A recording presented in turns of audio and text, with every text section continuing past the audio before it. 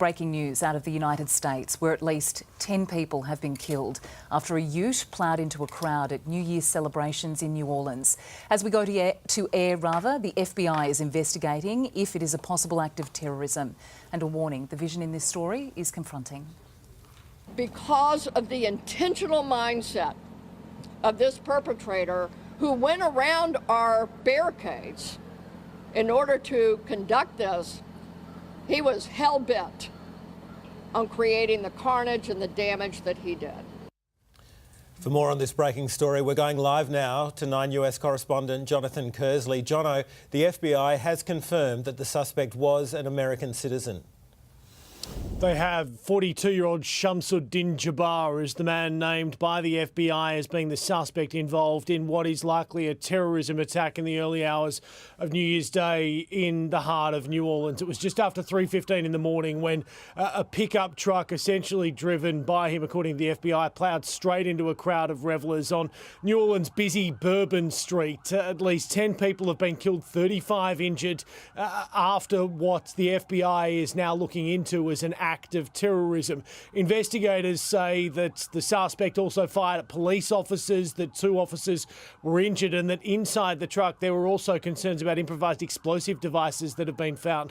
There have been a number of controlled explosions taking place in New Orleans around this crime scene today on New Year's Day, as investigators try and gain a picture of exactly why Shamsuddin Jabbar carried out this attack. They have already recovered an ISIS flag, they say, from the scene that was attached to the vehicle of his car. It has also been reported that the suspect was fully covered in head-to-toe body armour, that perhaps giving an indication of exactly how seriously he was carrying out this attack while driving at speed into the crowd of revellers. You can see there from CCTV cameras police responding to this incident.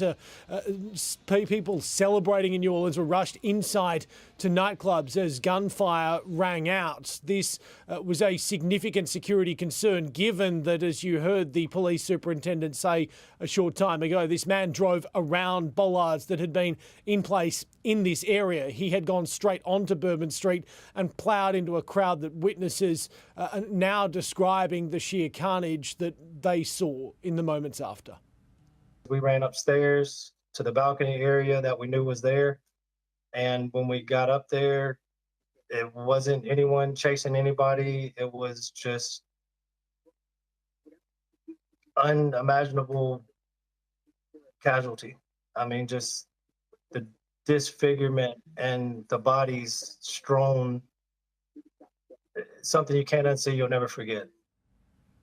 Investigators are now looking into Jabbar's links, whether he had other accomplices working with him carrying out this suspected terror attack. We are also learning some more about the victims, including this young girl, an 18-year-old who was a recent graduate from Mississippi. She was out celebrating. Her mother says all she wants to do is to see her now. She has been confirmed as one of the victims in this attack that has left Joe Biden, the US president, to speak with reporters briefly as he left Wilmington, Delaware, saying essentially he was being kept updated right across the events that have been unfolding and the investigation itself, but saying there's no place in America for this type of violence. President-elect Donald Trump took to social media from Mar-a-Lago in Florida to describe it as a pure act of evil.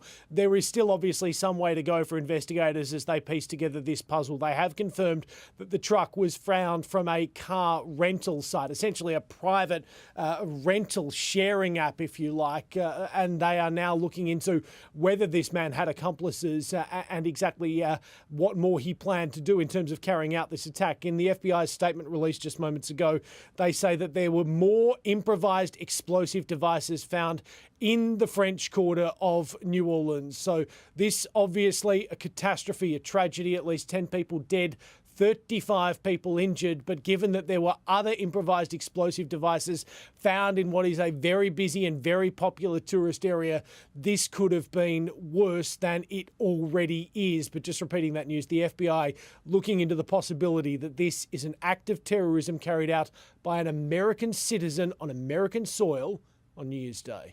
Very disturbing scenes there in New Orleans. We'll bring you more throughout the morning. Thanks, Jonathan Kersley. Maggie. Thank you, Nick. 3 Virgin Australia staff have been confined to their hotel rooms in Fiji over an incident reportedly linked to theft and alleged sexual assault of 2 airline crew members. Local media reporting the matter took place after an evening of clubbing in Nandi on Tuesday. The airline has confirmed an incident occurred and has sent staff over to provide support, while DFAT says it's aware of the situation. A woman has died after falling from a 9-storey building in Western Sydney overnight. Let's go live to Jack Hahn, who is at the scene in Parramatta. Jack, what more do we know?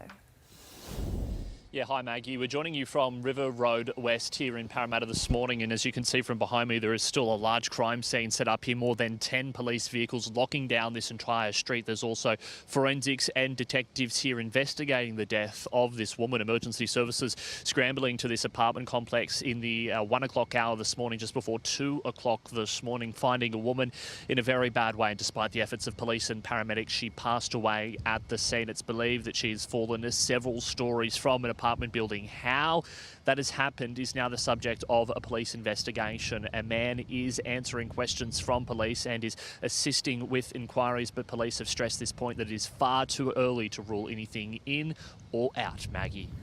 Thank you, Jack. Richmond Tigers player Noah Bolter is facing assault charges after a New Year's Eve altercation on the New South Wales-Victorian border. The incident happened at Mulwala, leaving a 27-year-old in hospital with lacerations to his head. The Richmond Football Club and the AFL have been made aware of the incident. Bolter will face court at the end of the month. Charges are expected to be laid today against a teenager at the centre of a high-speed crash in Brisbane's southeast. A Mercedes smashed into Alexandria Hills. Moments later, the bloody driver appeared from the wreckage and tossed out a gold-plated machete. That's it, onto the ground, onto the ground. That's it, lie down, lie on the ground. Yeah, arrest me, hurry up. Security video shows the seconds before the smash. No one was injured. Police are piecing together whether 2 blind factory arson attacks in Victoria are linked.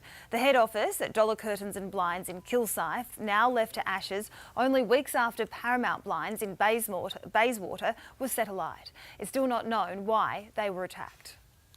Now to a Today weather alert. An emergency warning is in place for parts of Queensland today as flash flooding threatens communities northwest of Brisbane. Residents in the South Burnett region are being urged to watch and act. The alert comes just days after towns were swamped by severe thunderstorms and heavy rainfall. A bushfire is continuing to burn out of control this morning near a prison northeast of Perth. The blaze at the lakes in the Shire of Mundaring is right now heading in an easterly direction, but has been downgraded to a watch and act alert level after it tore through sheds and injured a firefighter.